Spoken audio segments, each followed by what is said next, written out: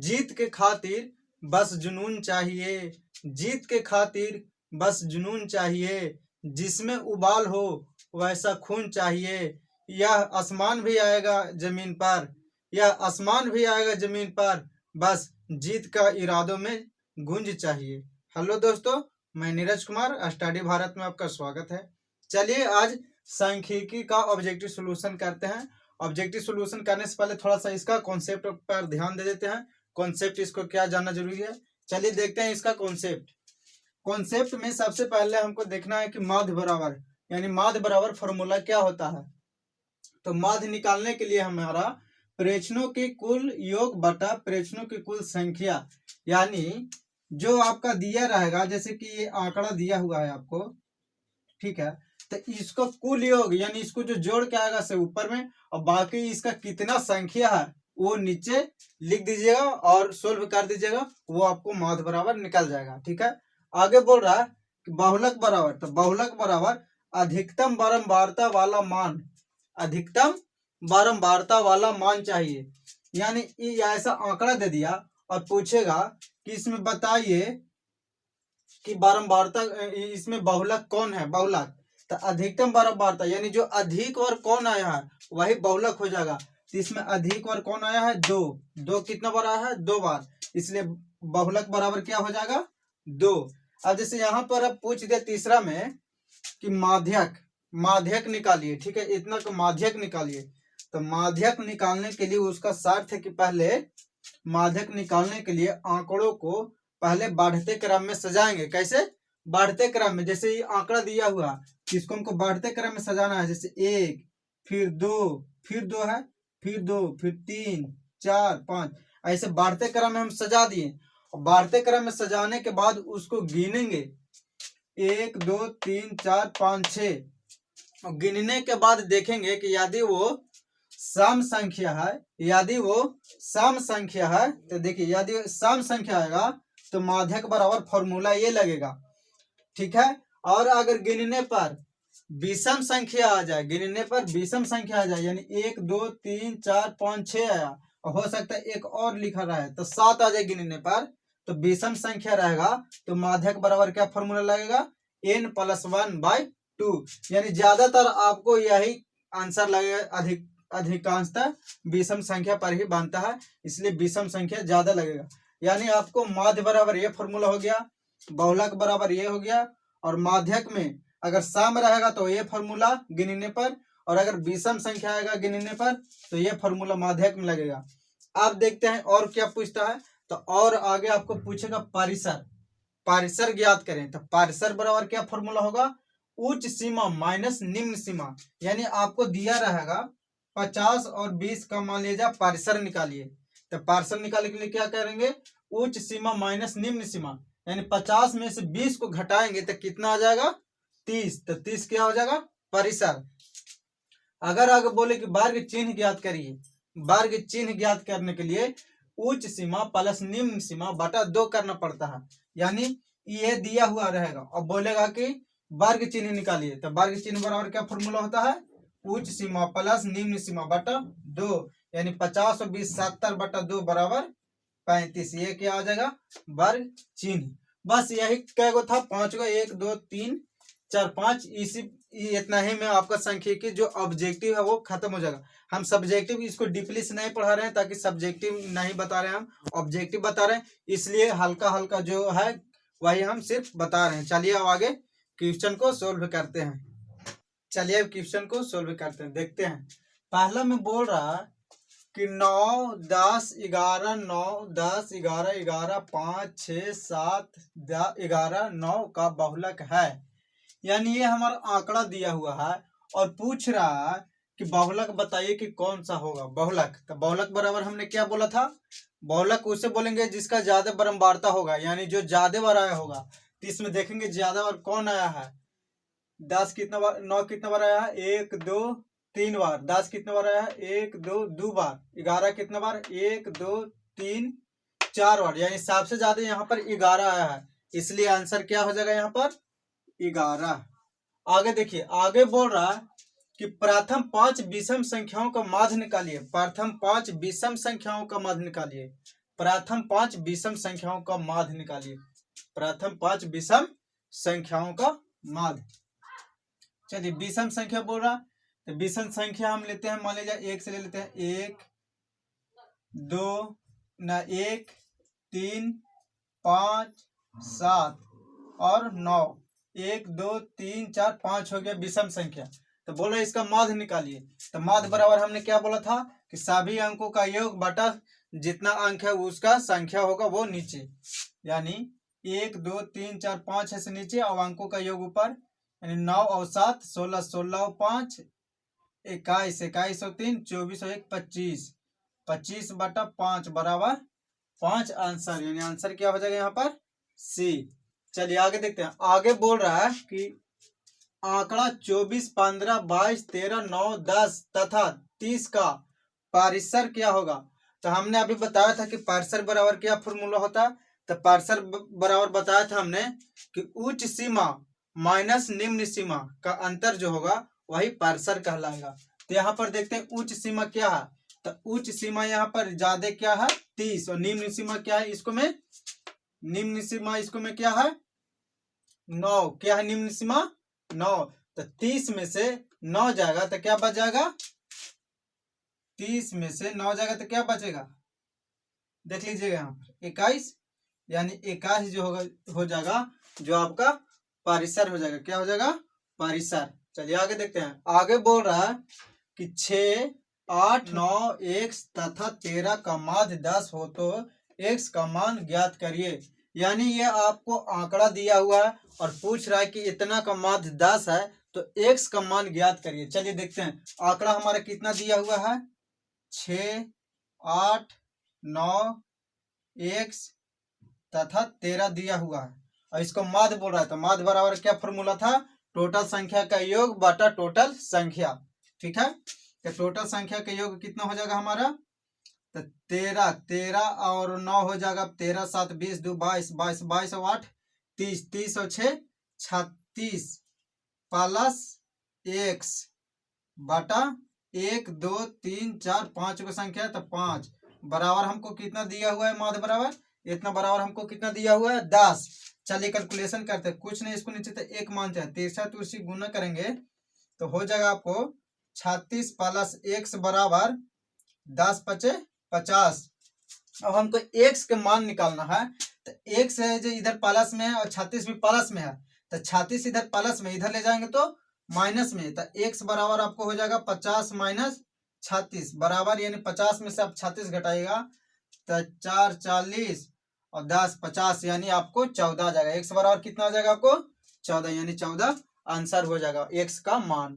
आगे देखते हैं। आगे बोल रहा है कि x plus 3 x plus 6 x plus 9 तथा x प्लस 12 का समांतर माध्य क्या होगा। यानी ये आंकड़ा दिया हुआ है और इसका माध्य पूछ रहा है। चलिए माध्य निकालते हैं। तो माध्य निकालने के लिए पहले टोटल संख्या का देख लेते हैं कितना है, वो नीचे लिख देते हैं कुल संख्या। तो 1 2 3 4 5 कितना है 5 है और सभी का योग ऊपर लिखाता है तो सभी का योग लिखेंगे। तो देख लेते हैं यहाँ पर x plus 3 plus x plus 6 plus x plus 9 plus x plus 12। ठीक है, अब गिनते हैं हम, तो गिनेंगे तो क्या हो जाएगा आपको 12 12 और 9 12 8 20 और 1 21 21 और 6 27 27 और 3 30 30 प्लस x क्या है 1 2 3 4 5 5 गो x है यानी 5x बटा 5। अब इसको काटिए तो ऊपर में मान लीजिए कि 5 कॉमन है, ऊपर में क्या है यहाँ पर 30 है यहाँ पर 5 है, तो 5 कॉमन ऊपर में ले लेंगे तब बच जाएगा 6 प्लस x बटा नीचे 5 5 से 5 खत्म, यानी 6 प्लस x आ गया जो आपका माध्य होगा 6 प्लस x, यानी आंसर हो जाएगा 6 प्लस x या x प्लस 6 लिखे, यानी ए आंसर हो जाएगा आपको। आगे बोल रहा है कि 3 5 4 3 2 3 1 3 का बहुलक क्या होगा। यानी बहुलक यानी जिसका अधिकतम बारंबार तो यानी जो अधिक बार आया हो वही क्या हो जाएगा बहुलक। चलिए बहुलक देखते हैं यहाँ पर, तो इसमें कौन ज्यादा बार आ गया है 3 क्या बार आया है 1 2 3 4 5 कितना बार 1 4 कितना बार 1 यानी यहाँ पर 3 जो है से 4 बार है, यानी 3 जो है से ज्यादा बार आया है, इस चलते यहाँ पर बहुलक बराबर क्या हो जाएगा 3। आगे देखिए, आगे बोल रहा है आपको कि प्रथम 10 समप्रकृत संख्या का माध्य क्या होगा। प्रथम 10 समप्रकृत संख्या का माध्य क्या होगा। तो प्रकृत संख्या किसे बोलते हैं, गिनती की संख्या को, जैसे 1 2 3 4 5 6 7 8, यह क्या हो गया प्रकृत संख्या। और इसमें से भी सम संख्या का माध्य निकालना, क्या सम संख्या का। चलिए, तो सम संख्या क्या क्या होगा, 2 4 6 8 10, और कितना निकालना है 10 गो, 12 14 16 18 20, 10 गो हो गया। देखते हैं 1 2 3 4 5 6 7 8 9 10 गो हो गया। अब इसको माध्य निकालना है, तो माध्य बराबर क्या फॉर्मूला होता है आपको, टोटल संख्या का योग। तो टोटल संख्या गिनते हैं, गिनेंगे यहाँ टोटल संख्या, तो 20 और 10 30 और 8 38 38 और 10 हो जाएगा आपको टोटल 110। और संख्या कितना है यहाँ पर, 1 2 3 4 5 6 7 8 9 10, टोटल कितना संख्या है 10। तो 1 0 से 1 0 खत्म, यानी 11 आंसर। यानी माध्य बराबर कितना हो जाएगा आपको 11, माध्य बराबर कितना हो जाएगा आपको 11। चलिए आगे देखते हैं, आगे बोल रहा है कि 2 5 7 3 3 6 का बहुलक क्या होगा। तो बहुलक निकालिए, यानी जो कौन सबसे ज्यादा बार आया है। तो इसमें 2 एक बार आया, 5 भी एक बार आया, 7 भी एक बार, 3 जो है इसे 2 बार आया, यानी बहुलक बराबर 3 आंसर हो जाएगा। आगे देखते हैं, आगे बोल रहा है कि निम्नलिखित में कौन केंद्रीय प्रवृत्ति की माप नहीं है। केंद्रीय प्रवृत्ति की माप नहीं है, कौन नहीं है। तो यहाँ पर हो जाएगा आपको मानक विचलन, क्या मानक विचलन। आगे देखिए, आगे बोल रहा है कि संचय बारंबारता वक्र क्या कहलाती है। तो संचय बारंबारता वक्र त्वरण कहलाती है, क्या कहलाती है त्वरण, यानी आंसर त्वरण हो जाएगा। यहाँ पर यहाँ बोल रहा है कि अधिकतम बारंबारता वाले वर्ग को क्या कहते हैं। जो अधिकतम बार आता है, जो अधिक बार आता है उसको क्या बोलते हैं। तो जो अधिक बार आता है उसको हम बहुलक बोलते हैं, क्या बोलते हैं बहुलक, यानी यहाँ पर हो जाएगा बहुलक। आगे बोल रहा है कि चारों को आरोही या अवरोही क्रम में सजाने वाले को क्या कहते हैं। यानी हमको निकालना था कोई संख्या, तो उसको हम बढ़ते क्रम में या घटते क्रम में सजाते हैं, तो वो क्या कहलाता। तो हम देखते थे कि माध्यिका निकालना रहता था हमको, तो उसको बढ़ते क्रम में सजाते थे, फिर उसको गिनते थे कि सम है कि विषम, उसके बाद फॉर्मूला लगाते थे, यानी माध्यिका क्या हो जाएगा।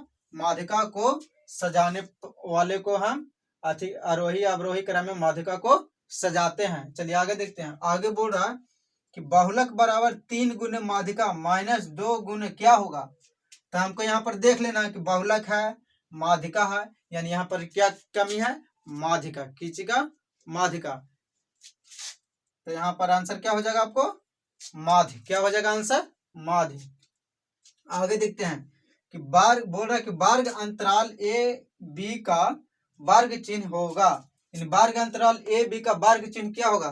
तो वर्ग चिन्ह का फॉर्मूला क्या बताए थे कि उच्च सीमा प्लस निम्न सीमा बटा 2।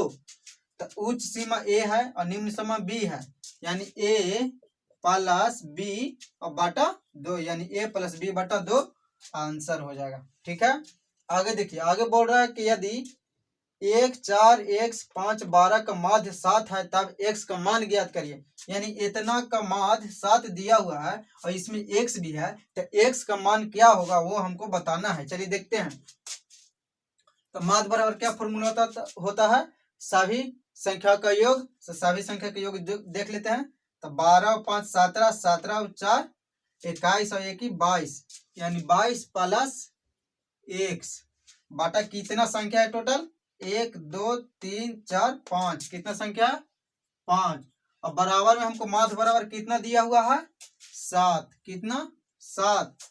अब कुछ नहीं है तो 7 के नीचे हम 1 मान लेंगे और तिरछा तिरछी गुना कर देंगे, तो आपको आ जाएगा 22 प्लस x बराबर 7 5 35। अब यहाँ पर 22 जो है से प्लस में इधर और हमको x के मान निकालना है, तो x इधरे रह देंगे और 22 जो प्लस में है जो उधर ले जाएंगे माइनस कर देंगे 35 में, तो x बराबर क्या हो जाएगा आपको फॉर्मूला x बराबर, तो 22 में से आप 35 घटाइए, मतलब 35 में से 22 घटाइए तो आपको क्या हो जाएगा, 5 में से 2 हो जाएगा था 3, 3 में से 2 जाएगा तो 1 यानी 13। x बराबर कितना आ जाएगा आंसर आपको 13। आगे बोल रहा है 16 में कि वर्ग चिन्ह बराबर ऊपरी वर्ग सीमा प्लस डैश बटा 2, यानी यहाँ पर क्या भराएगा, यहाँ पर खाली जगह है, ये खाली जगह में क्या भराएगा। तो हम लोग बताए थे कि वर्ग चिन्ह बराबर क्या फॉर्मूला होता है, उच्च सीमा प्लस निम्न सीमा बटा 2। तो यहाँ पर ऊपरी सीमा यानी उच्च सीमा दिया हुआ है, तो यहाँ पर क्या हो जाएगा निम्न सीमा, क्या हो जाएगा निम्न सीमा। निम्न सीमा का मतलब यहाँ पर वर्ग सीमा कहाँ पर है, वर्ग सीमा क्या हो जाएगा यहाँ पर वर्ग सीमा, यानी आंसर क्या हो जाएगा यहाँ पर डी। चलिए आगे आप इतना ही रहने देते हैं, इतना ही जो क्वेश्चन सोल्व कराए लगभग 16 तक, बहुत इंपॉर्टेंट क्वेश्चन है। सब कुछ छाट को जो ज्यादा बार रिपीट हो रहा है क्वेश्चन, यानी बहुलक बहुलक बहुलक बहुलक लगभग 10 बार पूछ रहा है, उसका हम 2-3 बार दिए हैं, यहाँ पर 2 से 3 बार दिए हैं, यानी बहुत छाट के क्वेश्चन इंपॉर्टेंट क्वेश्चन मैंने कराया है। इसी क्वेश्चन के द्वारा बना लीजिएगा, और बाकी जितना क्वेश्चन है आप और सोल्व करिए बुक से, हो सकता है बीबीडी गेस्ट पेपर से मैंने सोल्व किया, और गेस्ट पेपर से आप सोल्व करिए। और साइंस में, हाँ, और साइंस में आपको कम से कम 5 चैप्टर तक मैंने बता दिया था कि याद करना। आज आपको 6ठा चैप्टर यानी याद करना ऑब्जेक्टिव क्वेश्चन, उसको अलावा और टाइम मिले तो और चीज में याद करिए, लेकिन फिजिक्स केमिस्ट्री और बायोलॉजी में कम से कम याद करते जाइए। आज 6ठा चैप्टर अगर आपको खत्म हो जाएगा तो आपको कुछ नहीं है बचने के लिए, इसलिए चलिए याद करिए। चलिए अब नेक्स्ट वीडियो में मिलते हैं।